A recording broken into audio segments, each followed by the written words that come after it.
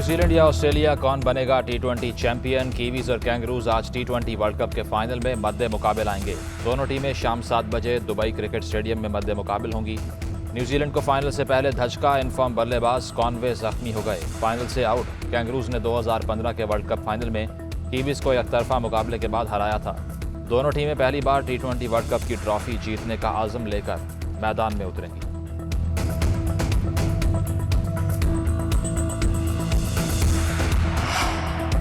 गुज़श्ता 24 घंटों में corona virus से 11 अफराद का इंतकाल। एक रोज़ के दौरान 263 केसेस रिपोर्ट हुए। NCOC के मुताबिक 33,767 टेस्ट किए गए।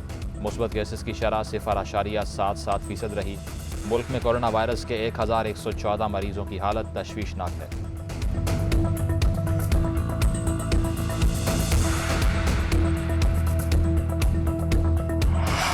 बढ़ती महंगाई पर ऑपोजिशन का कराची में एहतजाजी मुजाहरा। रीगल चौक पर PDM के कारकुनों का इज्तिमा। मौलाना फजल रहमान ने फौरी नए इलेक्शन का मुतालबा कर दिया। कहते हैं पहले दिन कहा था ये हुकूमत चोरी के वोटों से आई है, ये नाजायज होने के साथ नाअहल भी है। मुल्क माशी तौर पर दिवालिया हो रहा है और ये झूठ बोलने से बात नहीं आ रहे। कहा इतनी महंगाई है, शहरी बच्चे फरोख्त करने के लिए बोर्ड लेकर पार्लियामेंट लॉजेस के सामने पहुंच गए। हम भीख मांगकर दिन रात गुजारा कर रहे हैं। तारीख गवाह है कि जहां इक्तिसादी बहरान आया वहां बगावत ने जन्म लिया।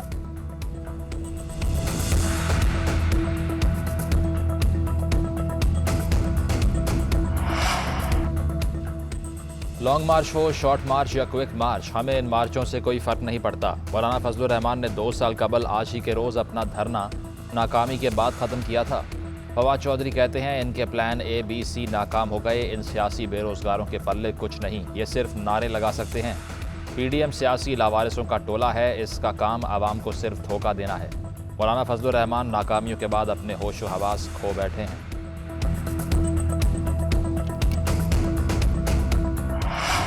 PDM को वार्म अप होते चंद माह लग जाएंगे। जलसे करना अपोजिशन का हक है। मुझे शिकवा है ये जलसे इन्होंने ताखीर से शुरू किए। अब तो इलेक्शन मुहिम का वक्त शुरू हो चुका। शेख रशीद कहते हैं महंगाई मसला है, मानते हैं, इसके हल के लिए कोशिशें कर रहे हैं। TLP मुआहदे में जो कुछ हुआ चंद दिनों में सामने आ जाएगा। मैं मुआहदे में शरीक नहीं था।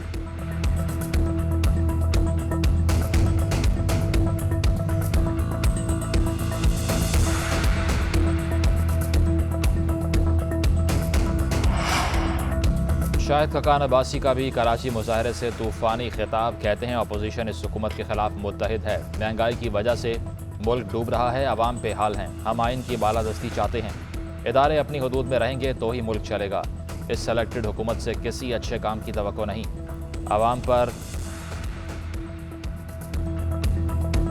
अवाम पुराना दौर याद कर रहे हैं।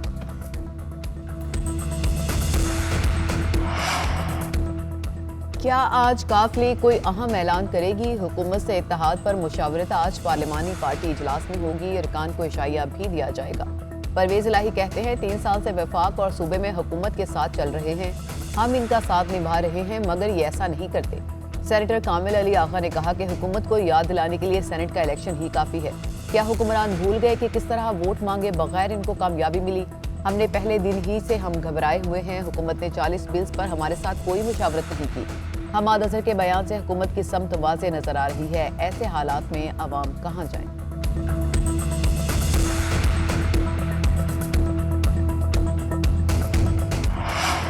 अपोजिशन जमातों की स्टीयरिंग कमेटी का इजलास आज तलब। हुकूमत से ताउन के लिए शराइत तैयार की जाएंगी। नैब ऑर्डिनेंस समेत हालिया जारी करदा ऑर्डिनेंसेस को बहस के लिए ऐवान में पेश करने का मुतालबा किया जाएगा।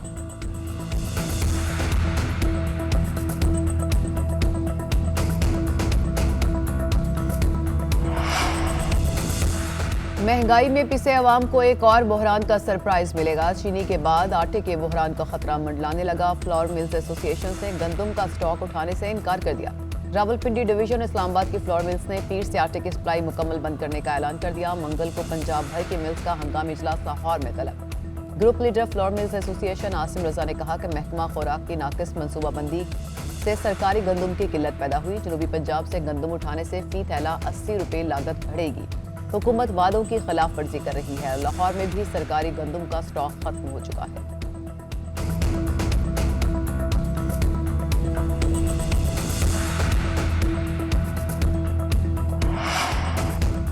रिलीफ के दावे बलूचिस्तान में भी खोखले निकले। कमर तोड़ महंगाई ने दूध के रेट्स भी बढ़ा दिए। कोयटा में दूध 10 रुपये फी लीटर महंगा। इंतजामिया रेट कंट्रोल करने में नाकाम। मुल्क भर में महंगाई के हमले जारी।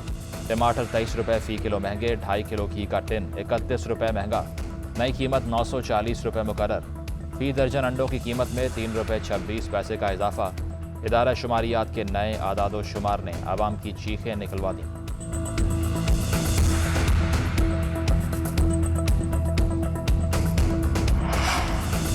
लाहौर में स्टेज अदाकारा शेजा भट्ट की गाड़ी पर नामालूम कार सवारों ने फायरिंग कर दी। वाक़े में अदाकारा महफूज रही। पुलिस ने शेजा भट्ट के भाई की मुद्दत में मुकदमा दर्ज कर लिया। फायरिंग मिट्ठू भट्ट नामी शख्स ने की। मुलजिम कुछ रोज से धमकियां दे रहा था। शेजा भट्ट का इल्जाम।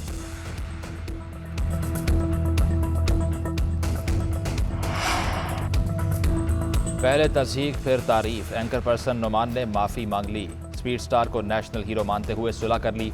वफाकी वज़ीर इत्तलात फवाद चौधरी ने दोनों को बुलाकर मामला हल करवाया। सुलह के बाद दोनों को गले भी मिलवाया। डॉक्टर नुमान न्याज ने कहा कि शुएब, मुझे अफसोस है, जो हुआ वो नहीं होना चाहिए था।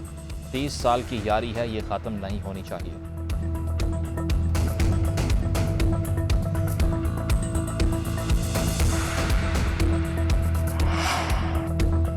कैच छोड़ने पर तनकीद के बाद हसन अली का पैगाम। कहते हैं, जानता हूँ शायकीन की तवक्कुआत पर पूरा नहीं उतर सका।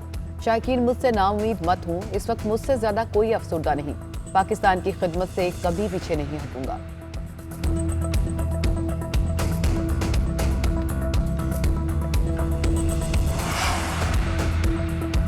सऊदी अरब और ईरान के दरमियान बातचीत जारी रहेगी। सऊदी वज़ीर ख़ारजा शहज़ादा फैसल बिन फरहान का गैर मुल्की मीडिया को इंटरव्यू। सऊदी वज़ीर ख़ारजा का ईरान के जौहरी मुज़ाकरात पर सख्त तहफ़्फ़ुज़ात का इजहार। सऊदी वज़ीर ख़ारजा की यमन से अपनी फ़ौजें निकालने की खबरों की तरदीद।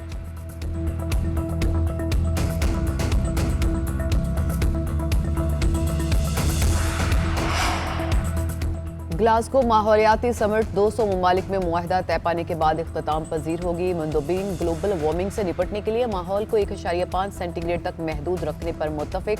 जहरीली गैसों के अखराज में कमी का टारगेट 2030 तक पूरा किया जाएगा। अमरीकी मंदूब जॉन केरी ने कहा कि 20 बरस में मरहलावार चीन को कोयले का इस्तेमाल खत्म करना होगा।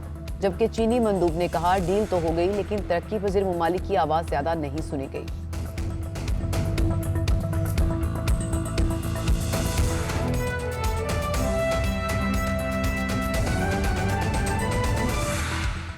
बात करें कोरोना वायरस की तो गुज़िश्ता 24 घंटों में कोरोना से 11 अफराद इंतकाल कर गए। एक रोज़ के दौरान कोरोना के 263 केसेस रिपोर्ट हुए। एनसीओसी के मुताबिक गुज़िश्ता 24 घंटों में कोरोना के 33,767 टेस्ट किए गए, जबकि कोरोना के मुस्बत केसेस की शरह 0.77% रही। मुल्क में कोरोना वायरस के 1114 मरीजों की हालत तशवीशनाक है।